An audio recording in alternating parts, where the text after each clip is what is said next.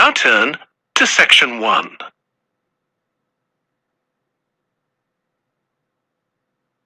Section 1. You will hear a telephone conversation between a woman who wants to attend a cookery class and an official at a tourist information center. First, you have some time to look at questions 1 to 6.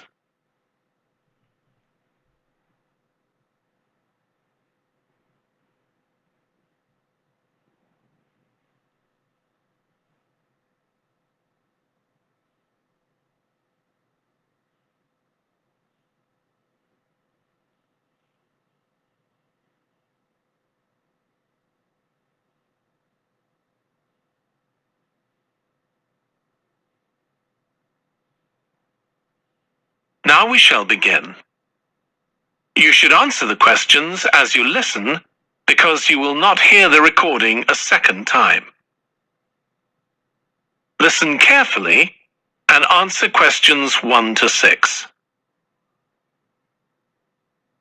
Hello, Tourist Information Center. Mike speaking. How can I help you? Oh, hi. I wanted to find out about cookery classes. I believe there are some one-day classes for tourists. Well, they're open to everyone, but tourists are always welcome. Okay, let me give you some details of what's available. There are several classes. One very popular one is at the food studio. Okay. They focus on seasonal products, and as well as teaching you how to cook them, they also show you how to choose them. Right, that sounds good. How big are the classes? I'm not sure exactly, but they'll be quite small. And could I get a private lesson there? I think so. Let me check. Yes, they do offer those. Though, in fact, most of the people who attend the classes find it's a nice way of getting to know one another. I suppose it must be, yes. And this company has a special deal for clients where they offer a discount of 20% if you return for a further class.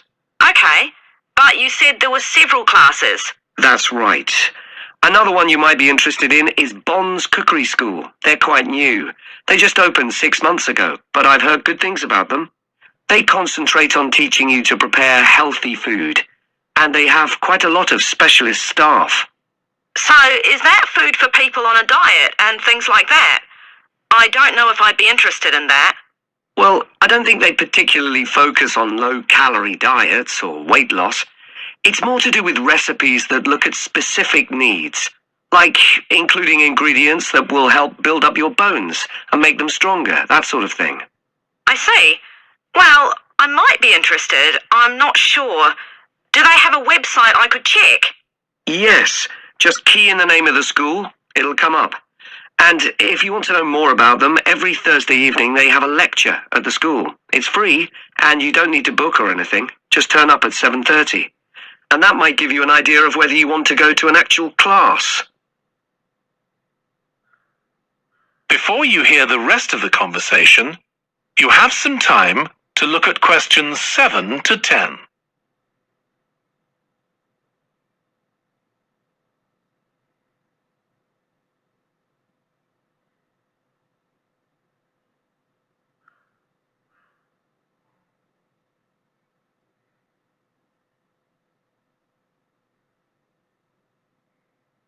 Now listen and answer questions 7 to 10.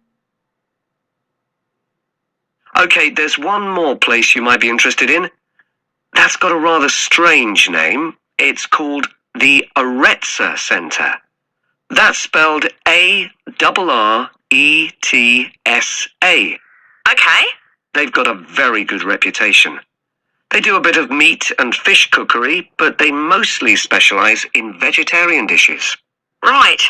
That's certainly an area I'd like to learn more about. I've got lots of friends who don't eat meat. In fact, I think I might have seen that school today. Is it just by the market? That's right. So they don't have any problem getting their ingredients. They're right next door. And they also offer a special 2-hour course in how to use a knife. They cover all the different skills, buying them, sharpening, chopping techniques. It gets booked up quickly, though, so you'd need to check it was available. Right. Well, thank you very much. I'll go and check that out. That is the end of section 1. You now have half a minute to check your answers.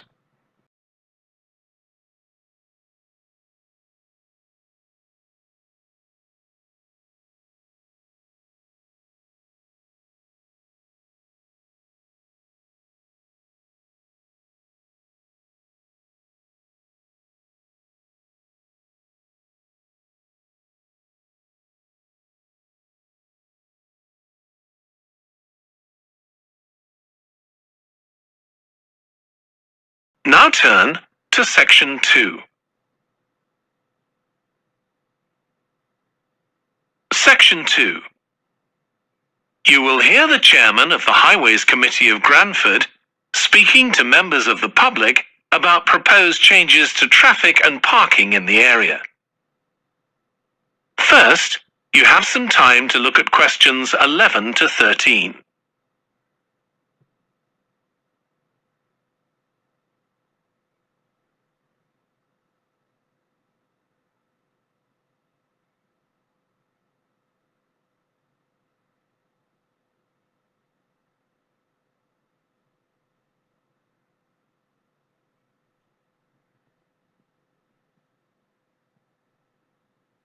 Now listen carefully and answer questions 11 to 13.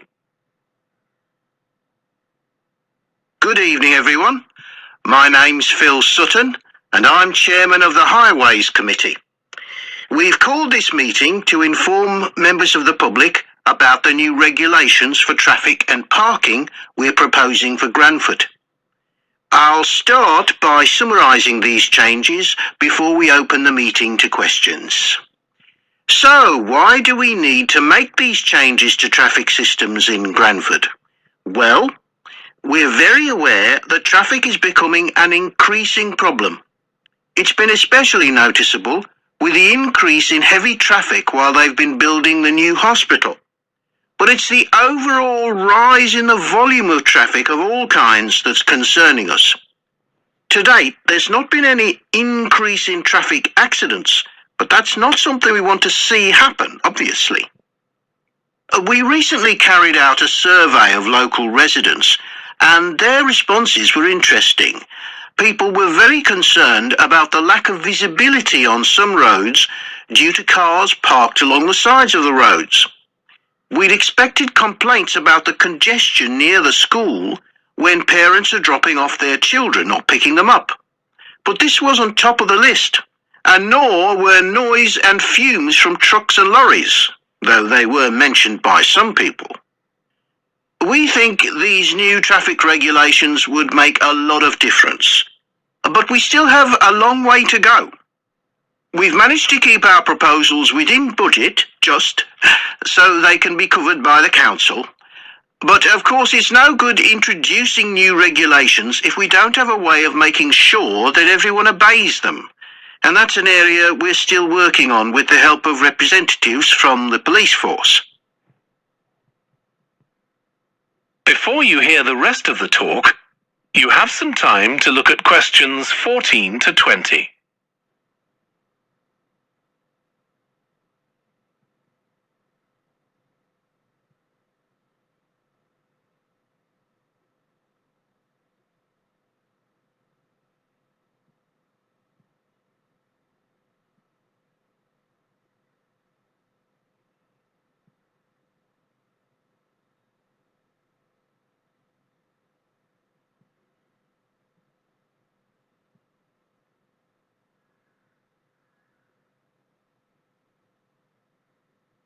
Now listen and answer questions 14 to 20. Okay, so this slide shows a map of the central area of Granford with the High Street in the middle and School Road on the right. Now, we already have a set of traffic lights in the High Street at the junction with Station Road, but we're planning to have another set at the other end at the School Road junction to regulate the flow of traffic along the High Street. We've decided we definitely need a pedestrian crossing. We considered putting this on School Road, just outside the school, but in the end we decided that could lead to a lot of traffic congestion. So we decided to locate it on the High Street, crossing the road in front of the supermarket. That's a very busy area, so it should help things there. We are proposing some changes to parking. At present, parking isn't allowed on the High Street outside the library, but we are going to change that and allow parking there, but not at the other end of the High Street near School Road. There'll be a new no parking sign on School Road just by the entrance to the school, forbidding parking for 25 metres. This should improve visibility for drivers and pedestrians, especially on the bend just to the north of the school. As far as disabled drivers are concerned, at present they have parking outside the supermarket, but lorries also use those spaces, so we've got 2 new disabled parking spaces on the side road up towards the bank. It's not ideal, but probably better than the present arrangement. We also plan to widen the pavement on School Road. We think we can manage to get an extra ½ metre on the bend just before you get to the school, on the same side of the road. Finally, we've introduced new restrictions on loading and unloading for the supermarket, so lorries will only be allowed to stop there before 8 a.m. That's the supermarket on School Road. We kept to the existing arrangements with the High Street supermarket.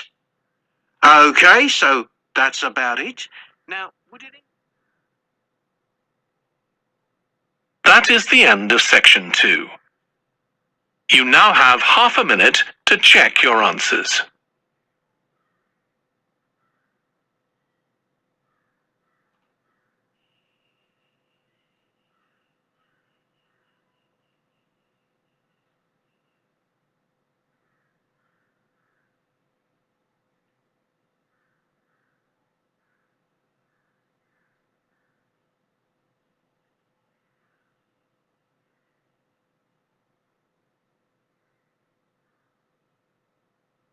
Now turn to section 3. Section 3. You will hear 2 biology students called Emma and Jack discussing an experiment they are going to do together. First, you have some time to look at questions 21 to 25.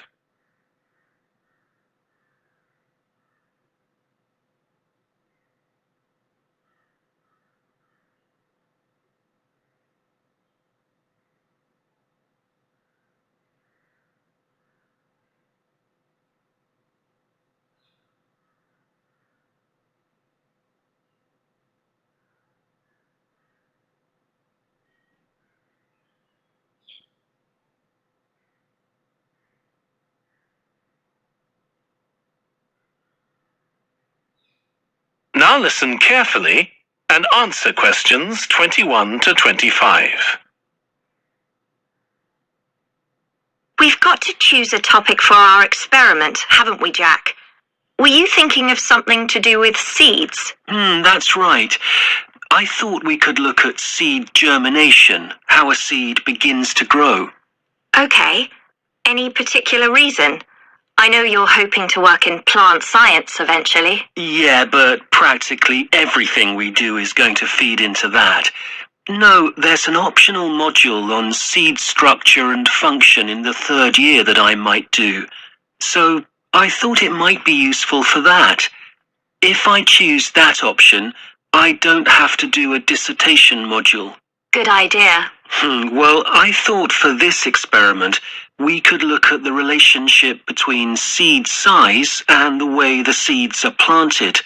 So we could plant different sized seeds in different ways and see which grow best. Okay. We'd need to allow time for the seeds to come up.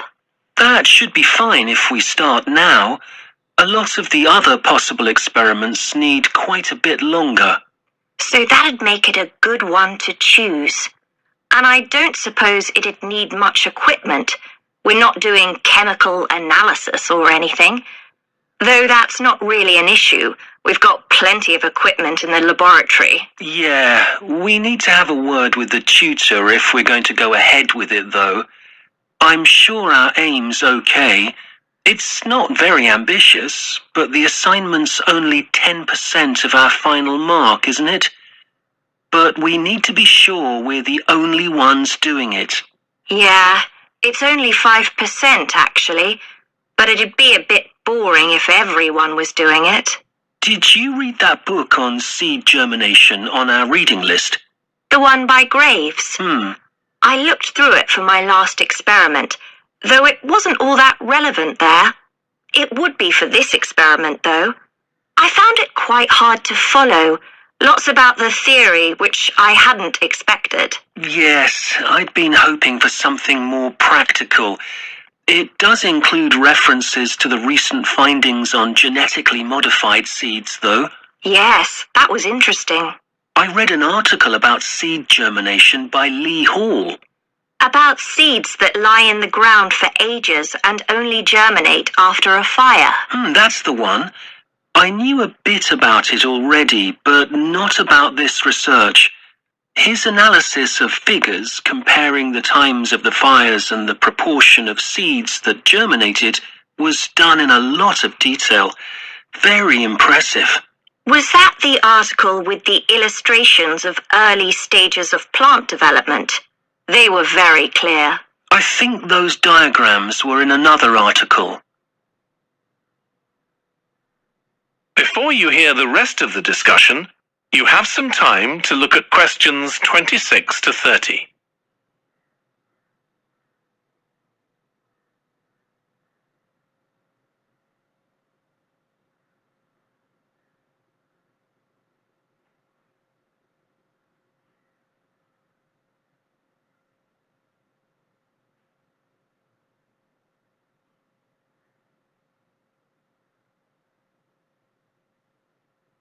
Now listen and answer questions 26 to 30. Anyway, shall we have a look at the procedure for our experiment? We'll need to get going with it quite soon. Right. So the first thing we have to do is find our seeds. I think vegetable seeds would be best, and obviously they mustn't all be the same size. So how many sorts do we need? About 4 different ones? I think that would be enough. There'll be quite a large number of seeds for each one. Then for each seed, we need to find out how much it weighs and also measure its dimensions. And we need to keep a careful record of all that.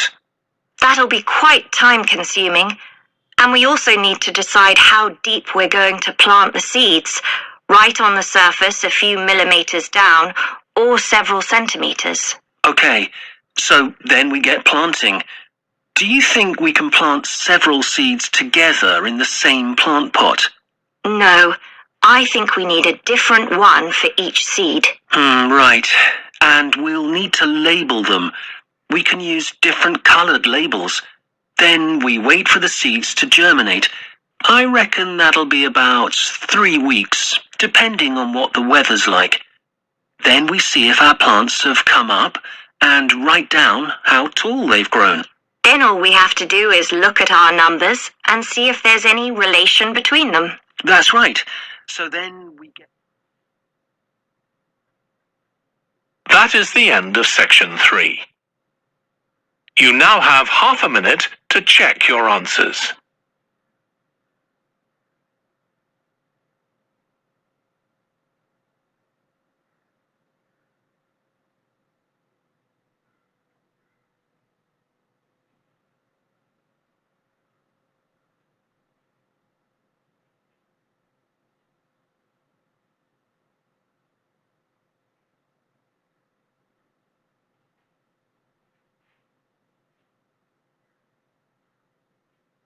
Now turn to section 4.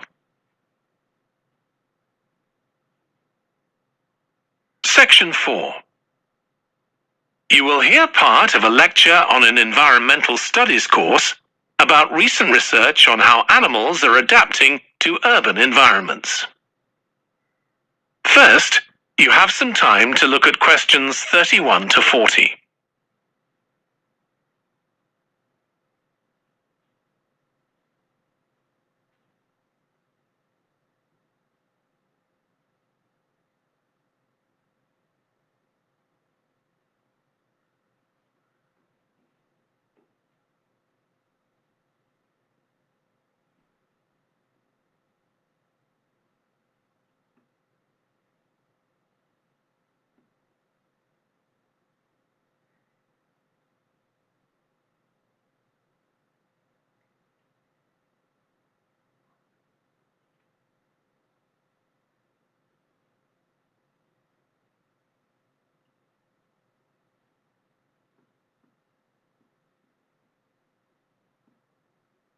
Now listen carefully and answer questions 31 to 40.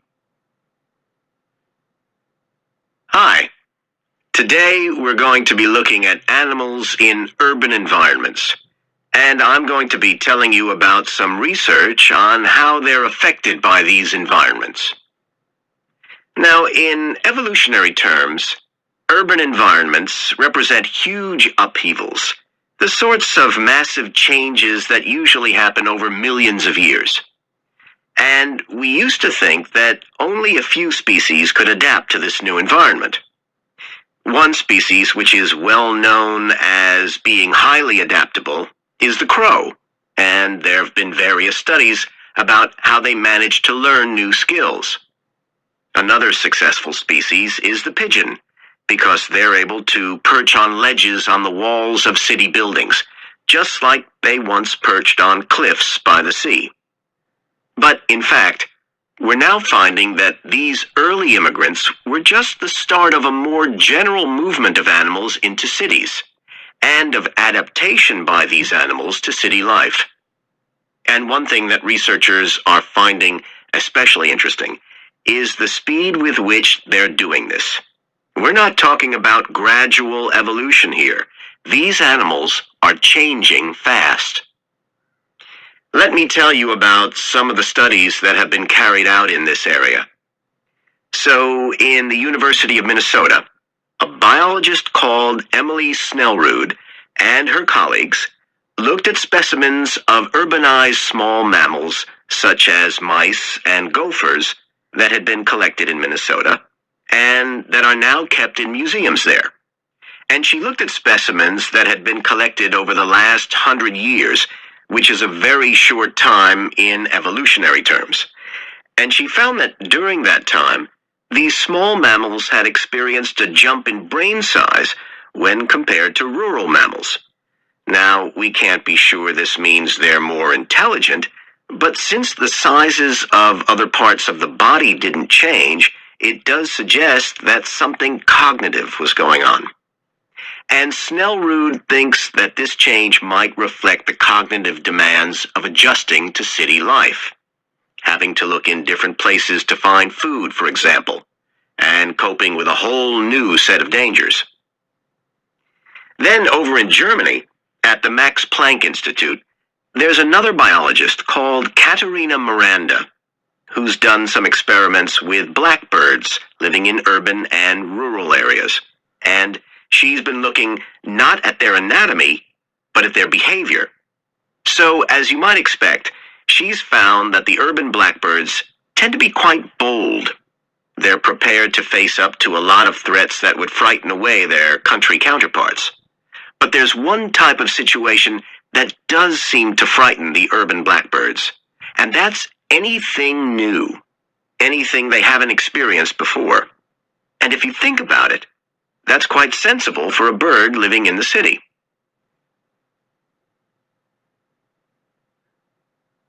Jonathan Atwell, in Indiana University, is looking at how a range of animals respond to urban environments.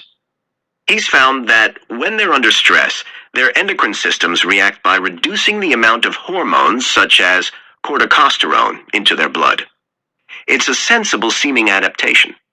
A rat that gets scared every time a subway train rolls past won't be very successful.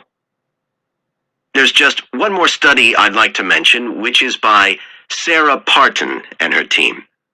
And they've been looking at how squirrels communicate in an urban environment. And they've found that a routine part of their communication is carried out by waving their tails. You do also see this in the country, but it's much more prevalent in cities, possibly because it's effective in a noisy environment. So, what are the long-term implications of this? One possibility is that we may see completely new species developing in cities. But on the other hand, it's possible that not all of these adaptations will be permanent. Once the animals got accustomed to its new environment, it may no longer need the features it's developed. So now we've had a look at adaptation. That is the end of section 4. You now have half a minute to check your answers.